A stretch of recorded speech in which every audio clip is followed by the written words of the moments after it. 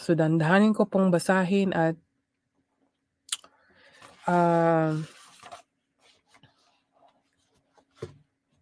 pagpatuloy ko na po. Ulitin ko po sa verse 4. Sapagkat madali kayong napapaniwala ng kahit sinong dumarating diyan na nangangaral ng ibang Hesus kaysa aming ipinangaral sa inyo at tinatanggap din ninyo ang ibang uri ng espiritu. Take note po mga kaibigan, pag merong magtuturo ng salita ng Diyos at ibang Hesus, so ibig sabihin nun, ibang espiritu po yun. Kaya po ng sinabi ko na atin pong alamin ang tungkol po sa katotohanan, lalo na po sa salita ng Diyos, dahil tungkol po ito sa espiritu. May mga ngaral po talagang nagkukunwaring apostol ni Jesus Christ, pero yun pala ay mga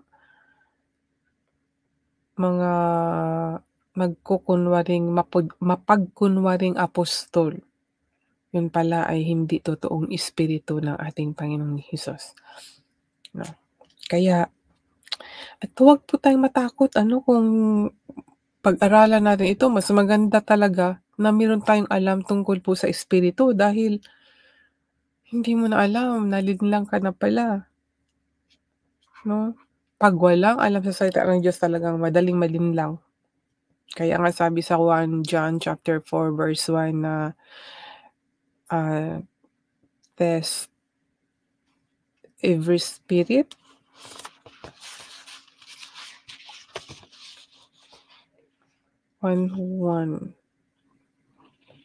Ito. Mga minamahal.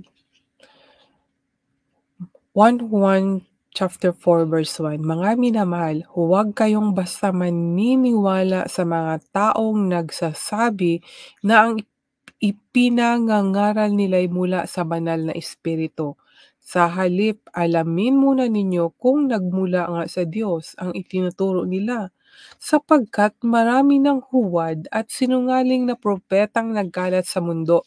So yan po yan mga kaibigan, mga sinungaling na propetang nagkalat dito sa mundong ito na nagkunwaring apostol, pero yun pala ay ibang espiritu.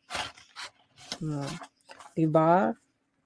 Sige nga mga kaibigan, pag wala kayong alam, maano talaga kayo. At marami, isa ako noon, nung wala akong alam sa salita ng Diyos ay yun. Sana naman mga kaibigan ay gumising na rin kayo. Meron namang nagpapaalala sa inyo. Sana ay makinig din kayo. So, pagpatuloy ko po dito na po ako sa verse 5. Sa tingin ko, hindi naman ako huli sa mga nagsasabi riyan na magagaling daw sila na mga apostol. Maaaring hindi ako magaling magsalita, pero sapat naman ang karunungan ko sa katotohanan. At iyan ay naipakita namin sa inyo sa lahat ng aming pagtuturo. Yan mga kaibigan, Ako din naman mga kaibigan, maaaring hindi ako magaling magsalita.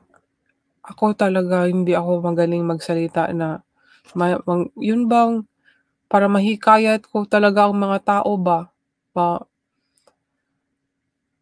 Yun bang papaengganyo? Gaya ng iba na ang galing-galing nila, pero yun pala nahuhulog. Hindi pala hindi pala turo para maligtas ka, kundi turo para mahulog ka sa impyerno. Kaya magaling po ang mga salita nila. Hindi ka papagalitan, hindi ka itutuwid, hindi ka iko-correct. Kasi ang salita ng Diyos ay magtutuwid, magko-correct, magsasabi ng totoo. Talagang mabago ka. Pero kung ang mabago sa'yo ay material na bagay lang, magduda ka na. Dahil ang sa Diyos po, unahin muna siya, una nating i-ano ang ating kaluluwa, iayos ang ating buhay 'no? And then ang Diyos ay mag-provide sa atin 'pag nalampasan natin yung kanyang ibinigay sa atin na pagsubok, sumunod tayo, inano natin yung daan na makitid 'no, makitid na daan, nalampasan natin yon, ibibigay naman ng Diyos ang ating hingiin. Alam ng Diyos kasi na meron tayong mga gusto din sa buhay. So, habang may buhay, may pag-asa.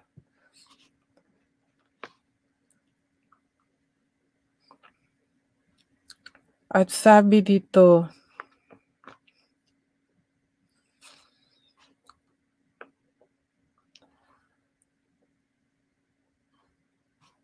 sabi sa verse 6, "Maaaring hindi ako magaling magsalita pero sapat naman ang karunungan ko sa katotohanan at iyan ay naipakita namin sa inyo sa lahat ng aming pagtuturo." Verse 7, "Hindi ako humingi ng bayad nang ipangaral ko sa inyo ang magandang balita mula sa Diyos." Take note po mga kaibigan ha, hindi po humingi ng bayad si Pablo nang siya ay nangangaral po.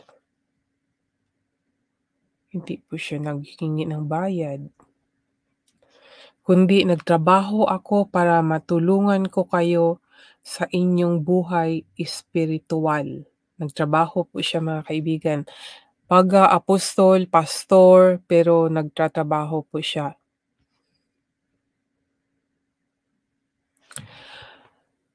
Masama ba ang ginawa kong ito?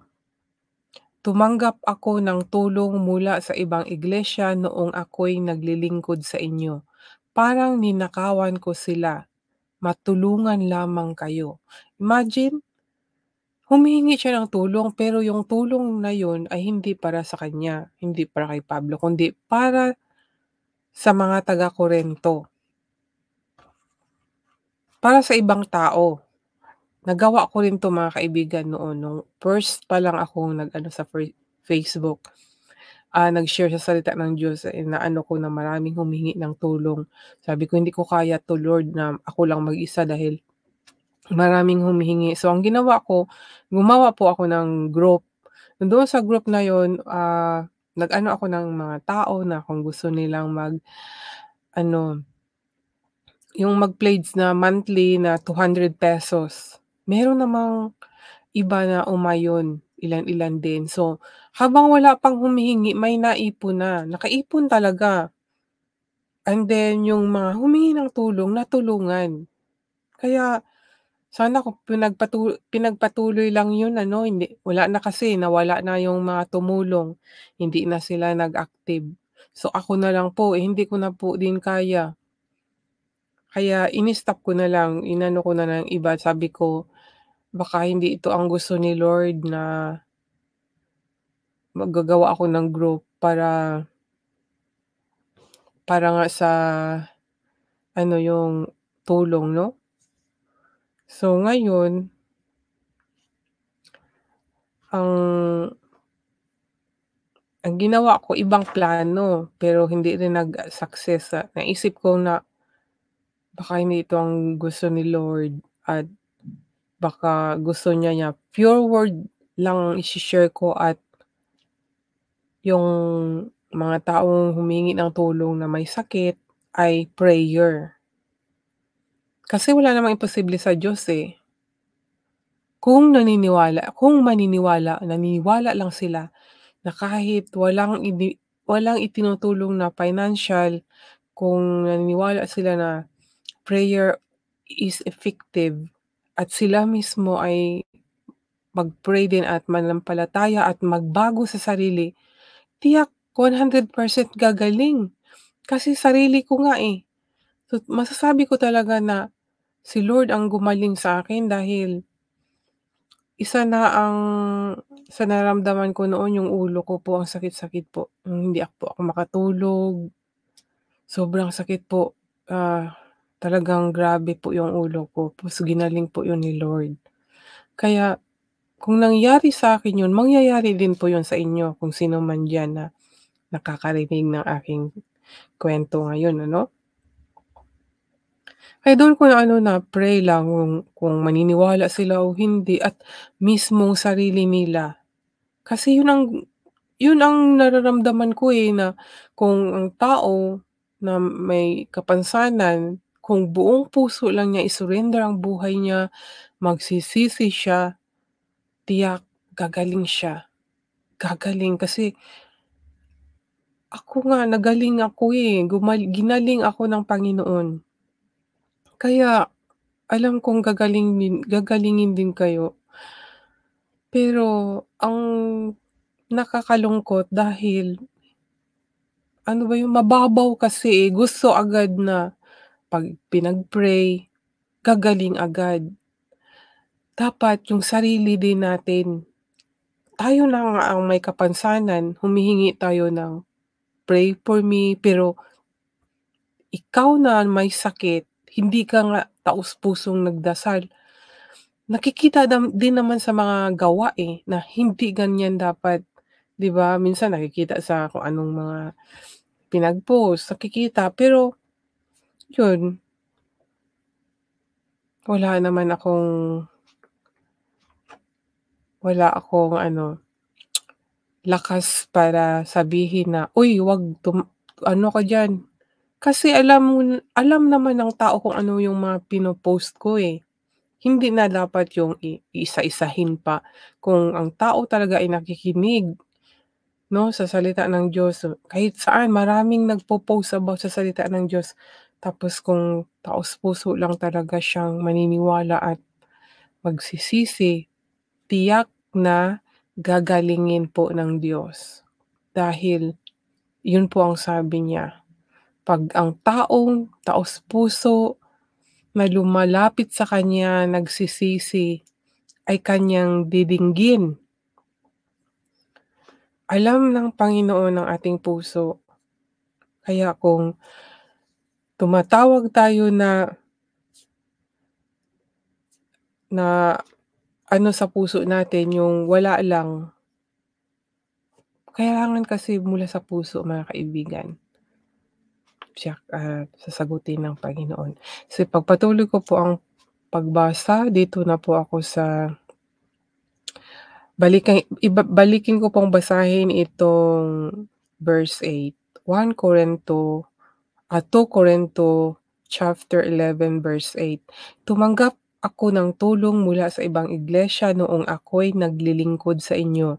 Parang ninakawan ko sila, matulungan lamang kayo. At noong kinapos ako sa aking verse 9, at noong kinapos ako sa aking mga pangangailangan habang kasama ninyo, hindi ako naging pabigat kanino man sa inyo. Ang ating mga kapatid na dumating mula sa Macedonia ang nagbigay ng aking mga pangangailangan. Iniwasan kong maging pabigat sa inyo at iyan ang palagi kong gagawin. Verse 10, hindi ako titigil sa pagmamalaki sa lahat ng lugar ng Akaya na hindi ako naging pabigat sa inyo. Totoo ang sinasabi kong ito dahil nasa akin si Kristo. Nasa akin si Kristo po ang kanyang declaration, ano? So, anong ibig sabihin nun mga kaibigan? Totoo ang sinasabi kong ito dahil nasa akin si Kristo.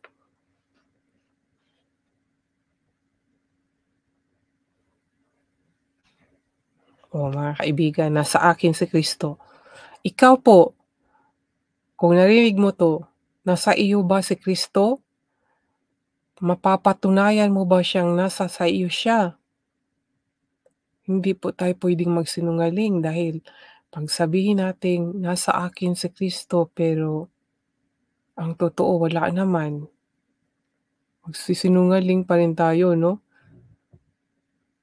Sa paanong katibayan mapatunayan mo sa tao? Can you declare ba na si Jesus Christ sa'yo? Tingnan ko sa English kung anong meron dito.